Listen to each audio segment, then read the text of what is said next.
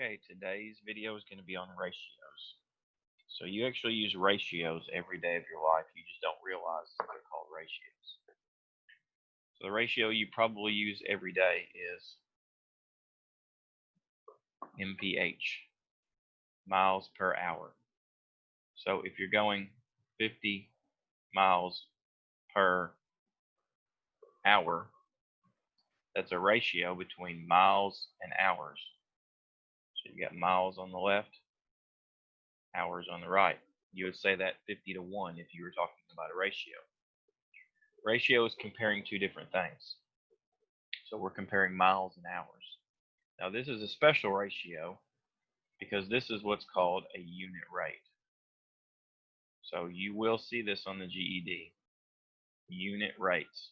What that means is unit means one. So it's talking about 1 unit, and it's asking what the rate is of that 1 unit. Well, our 1 unit is 1 hour, and it has to be the second number. So in 1 hour, our rate or our speed, if you want to use it with this term, is 50 miles. So for 1 hour that we spend driving, we go 50 miles. That is our rate. Now, if it doesn't have a 1, it's not a unit rate. If they want a unit rate, you have to make it a 1. That means that sometimes this first number is going to end up being a decimal. Another ratio you might use on a daily basis is mpg, miles per gallon. Let's say you have a car that gets 25 miles per gallon. So 25 represents miles again. This time the 1 represents gallons. So that's also a unit rate because the second number is 1. Now, let's say we were just comparing two things and we didn't want a unit rate. You can make a ratio between anything. Let's say you walked in a room and you counted a number of men, and there were 10 men. And you counted the number of women, and there were 15. So here's where it gets tricky. You have to read the word problem. Don't get these reversed because it really does matter the order if they want a specific order. So if they say, what's the ratio of men to women, you have to put men first and you have to put women second. So that would be men to women. Now, if the word problem says, what's the ratio of women to men, since they said women first, women has to go first and men has to go second. So these two are exactly the same as far as numbers, but they're reversed depending on what they want in the word problem. So you have to read the word problem to see what they want. And they will reverse these on the GED just to confuse you. So make sure you go back and you read the question, the ratio that they want. So another thing is these aren't finished. Now, if you know how to simplify fractions, then these will come natural. If you don't know how to simplify fractions, and if you use the calculator to simplify fractions, then you can use the calculator to simplify these. What you've got to do is you've got to use your calculator to turn them into a fraction, just like I taught if you watched the fraction lesson. So if you took this ratio and you just made it into a fraction,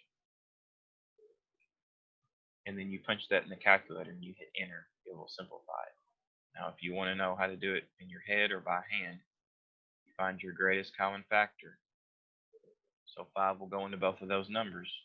So divide by 5, divide by 5. But then you got to turn this back into a ratio. So it would actually be 2 to 3, which would make this one down here 3 to 2. So if they want men to women, you'd say 2 to 3. 2 men, 3 women. They said woman to men, you'd say 3 to 2. 3 women to 2 men. It just so happens that I think that's a natural population number. I think it usually ends up in the populace that there's 3 women to every 2 men. Little scientific fact you can look up. Sure, it has to do with birth rates, women dying during birth. So, how do you use this? Well, if you didn't want to walk through a building to find out how many men and women there were, what you could do is you could take a sample. So let's say this was your sample. Okay, you walked in one room and you counted 25 people. 10 of them were men, 15 of them were women. And you knew how many men worked at this facility, and you wanted to know, or how I said work, they don't have to work. You knew how many men were at this facility, but you didn't know how many women. So if you knew there were 150 men, and they said, how many women, or they could even say, if 150 men work there, how many women would work there? I keep saying work, but it doesn't have to be work.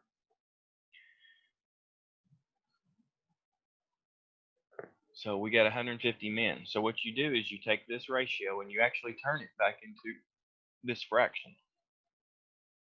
So 2 men, 3 women. And you set it equal to another fraction. So since we have men on the top of this fraction, women on the bottom, you put your men on the top of this fraction. And since you're needing to know how many women, then that is your variable. So that can be any letter that you pick. I usually just pick N. Now, this is what's called a proportion problem. We're going to talk about proportions in the next video. Ratios are solved the same way proportions are solved. Next one will be more geometry based. This is more word problem based. So when you have a fraction, and you're not always going to have these words beside it, I just wrote those just to show you where the men goes and where the women go. But if it was just 2 over 3, like this, equals 150 over n, there's a way that you have to solve this. It's called cross multiply. A lot of people use that term when they're talking about multiplying fractions, but it's only technically used with this. You don't say cross multiply when you multiply fractions, because these aren't multiplying fractions. This is setting a ratio equal to another ratio. So what you do is you multiply the 3 times the 150, and you will have a calculator for these, but I'm going to just go ahead and do it for you. So 3 times 150 is 450. You bring down your equals, then you multiply your 2 times your n. That's why it's called cross multiply. Those lines are crossing each other. So 2 times n just comes down as 2n. Then if you know your algebra, which if you don't, you need to go back and watch algebra lessons. You know that to solve this for n, you have to divide by 2 to get rid of the 2, because that was a multiplication problem. What you do on one side, you got to do the other. Those 2's cancel out. You're left with n equals 450 divided by 2 is 225, if I'm correct. So now you would know if you had 150 men, you would end up with 225 women.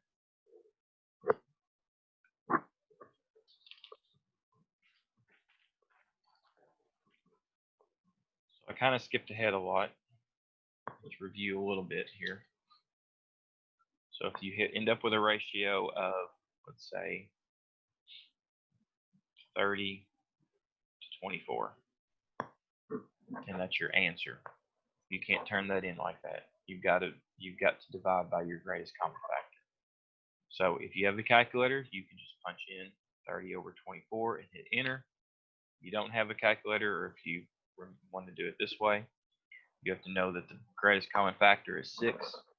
30 divided by 6 is 5. 24 divided by 6 is 4. So that would actually be your answer, 5 to 4. They'll never accept that as an answer. It'll always be in simplest form. Now, sometimes they will want it like this. And sometimes you will see it written like this. That's the same thing. So if you see the colon, that just, you say it with a 2. 5 2 4, 5 to 4. And technically that's 5 over 4, but you could say it 5 to 4 when you're turning it into this to use in a problem. All of those are the same. Now let's do another word problem. So let's say you walked into a forest and you started counting trees, and you wanted to compare how many pine trees you saw compared to how many maple trees. Well, let's say you counted 50 pine trees in your walk, and you counted 125 maple trees in your walk. Well, you would see what they wanted, pine to maple, and you would just put these in order: 50 pine to 125 maple. Punch that in on the calculator. I know that the largest number that will go into these is 25. You might not know that, but if you divide 50 by 25, you get 2. If you divide 125 by 25, you would get 5. So your ratio of pine to maple would be 2 to 5.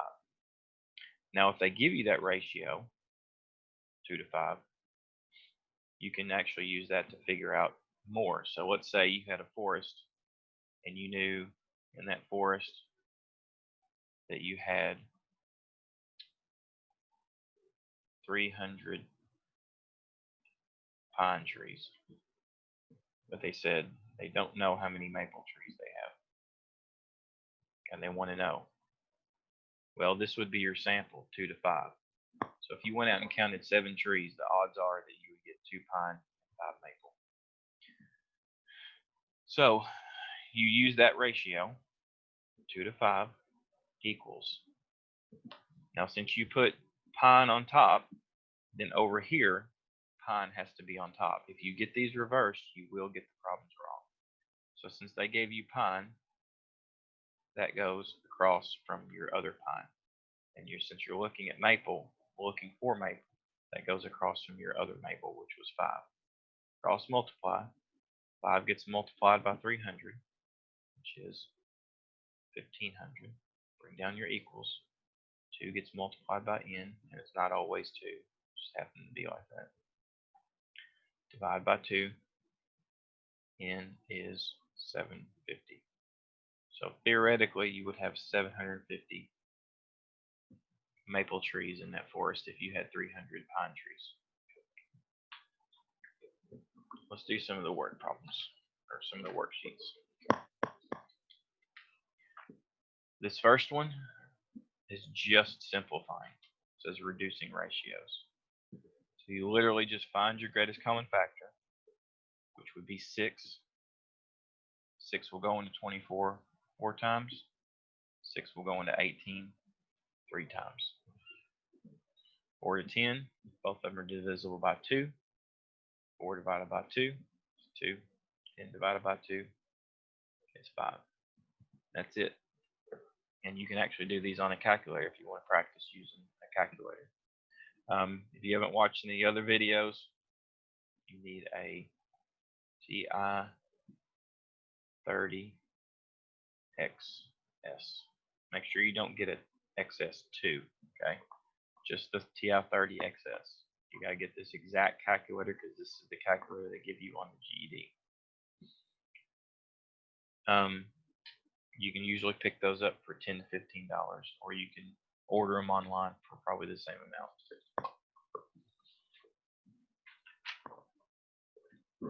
All right, so the first word problem.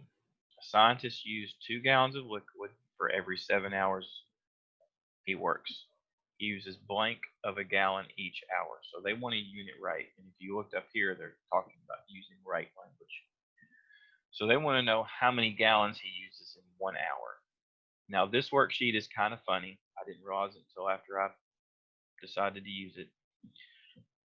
They want the answer as a fraction. Most of the time on the test, I'm going to say they're going to want to use it. They're going to want you to use a decimal. And the back sheet, when we get there, you'll see it. They're using decimals. So basically, they're saying 2 gallons for 7 hours. So your ratio would be 2 gallons for 7 hours. I almost did that in reverse if you were watching. So since gallons is mentioned first here, they want gallons first here and hours first. So you have to put the 2 first and the 7 second. Now what they want you to do is turn that ratio into a fraction, which is 2 sevenths. But on the GED, be ready because they're probably not going to want a fraction. They're probably going to want a decimal. So when you divide this out, you just punch in 2 divided by 7 on your calculator. I think you end up with like, oh yeah, I remember it's like 0.29. So if you want to practice that, I would suggest doing it. So technically you've got 2 answers here. Both of them are the same. They're never going to give you both of these as an answer on the GED. They're going to say fraction or they're going to say decimal rounded to the whatever place. But the back of this, the second sheet of this has all the answers in fractions. So you'll only be able to check your fraction answers. Let's just do one more. A gardener used 4 kilograms of fertilizer over the course of 5 weeks. How much fertilizer did he use each week? So you just put your fertilizer first, which is 4, your week second, which is 5, turn that into a fraction, 4/5. If you divide that out, you would get 0.8.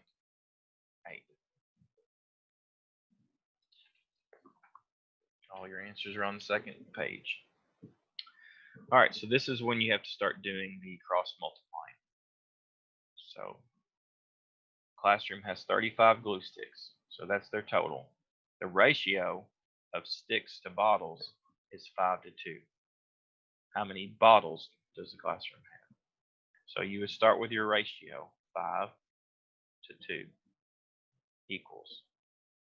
Now make sure you get this straight. So sticks goes first, bottles goes second.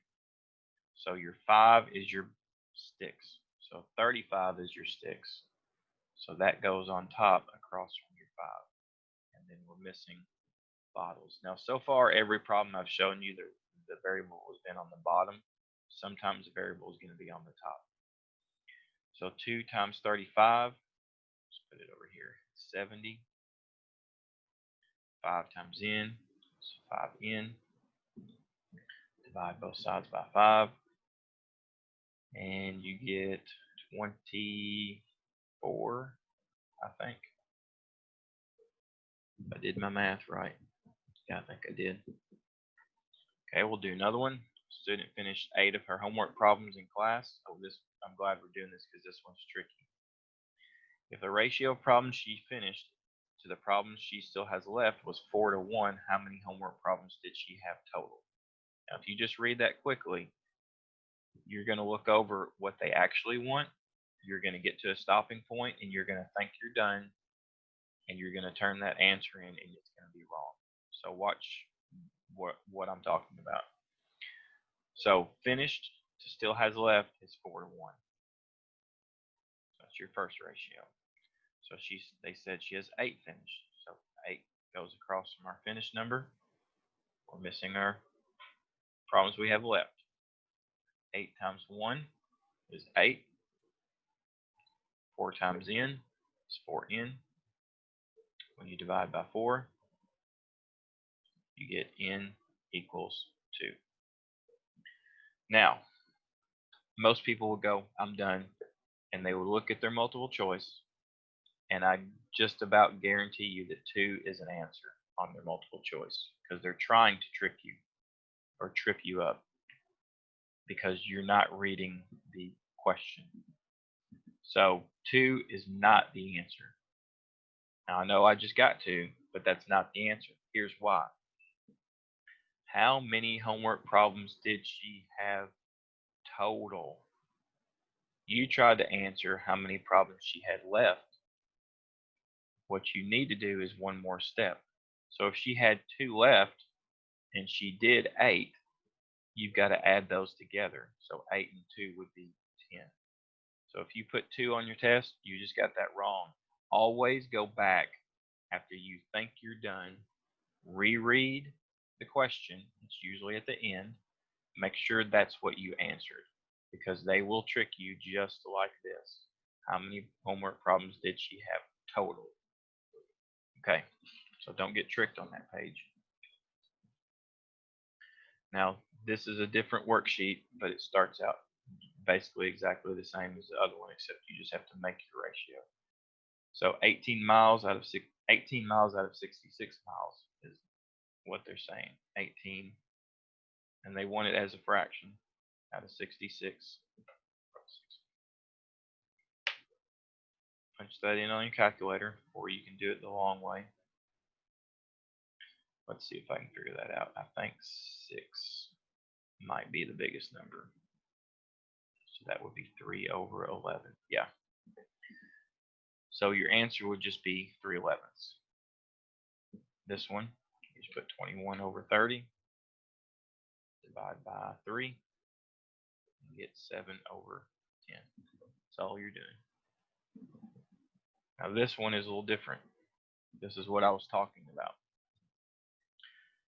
So express each phrase as a rate and a unit rate. Round your answer to the nearest hundredths. So rate, they're talking about the ratio as a either with the colon or with the fraction. I don't have the answer sheet, so I'm not sure how they want it. So I'll do both ways, just so you know what you can see on the GED. So 11 inches of snow in 8 hours. So the fraction would just be 11 over 8. And that's in simplest form because you can only divide 11 by 11. If they wanted it in a ratio, it would be 11 to 8. I don't know how they have it on the back. You'll have to check. A unit rate means you have to divide these out because that second number has to be 1. So let's see. I've got a calculator.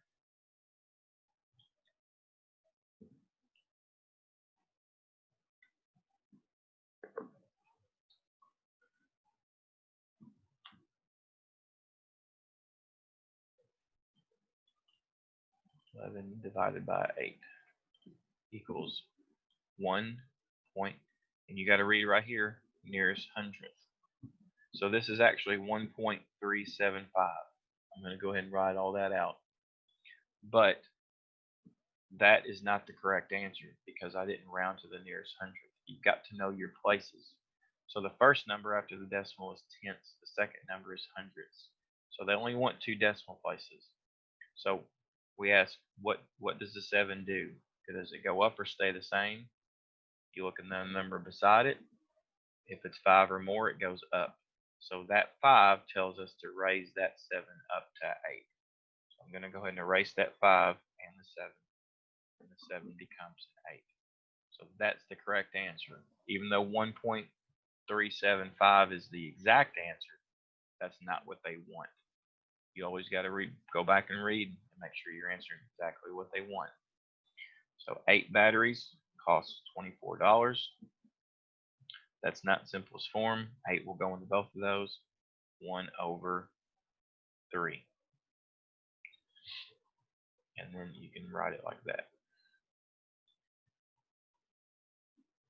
So divide 1 by 3, you'll end up with 0.3333333. So you just round it off to 2 3s because they want hundreds place.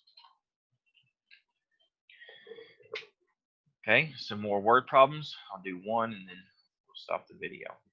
So an ice cream factory makes 200 quarts of ice cream in 5 hours. So you don't even have to simplify it if it's like this, because that's not what they're wanting. It's a ratio they're wanting an answer. So I could simplify that, but there's no point. How many quarts could be made in 36 hours? So here's what I'm talking about making sure you're reading this problem right. So 5 was our hours, that went on the bottom. So 36 is our hours, so that goes on the bottom. So this is our first one where the variable's been on the top. So what was that rate per day?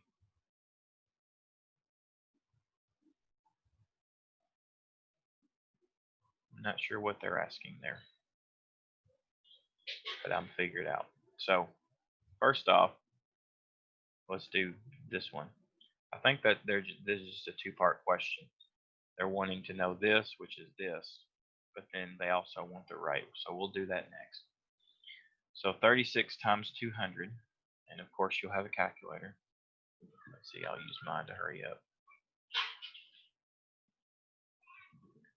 7,200 equals 5 times n, 5n, divide by 5, 1440. Now they say, what is your unit rate for that? What was your rate per day? So you would just take this 200 over 5, and it would actually work for this too. It doesn't matter which one you use. You could put 1440 over 36, because that's why you can do this, is because the ratio is the same between that and that. So 200 divided by 5, you can punch that in the calculator. I think it's 40. Yeah. So 40 per day is your answer.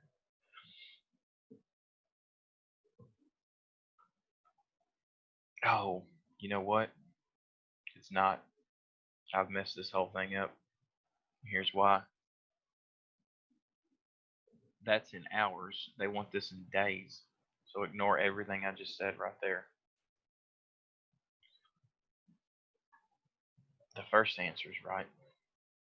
This shows you that even I can get tricked by these word problems. So don't worry too much. Even I'm wrong at least once a class period. So this complicates the whole thing, because they want to know how many were made in a day, but the problem is in hours. So this is where you got to know external information, which is not that complicated, but you do need to know there are 24 hours in a day. So this is what they're wanting you to do. They're wanting you to take that same ratio, 200 quarts in 5 hours, and they're wanting you to set up a whole nother problem. That was my fault. I was doing that 40. Technically it wasn't wrong, but it's not what they were wanting. I did 40 per hour is what I did, and I just wrote day because that said day, but really the ratio was in hours.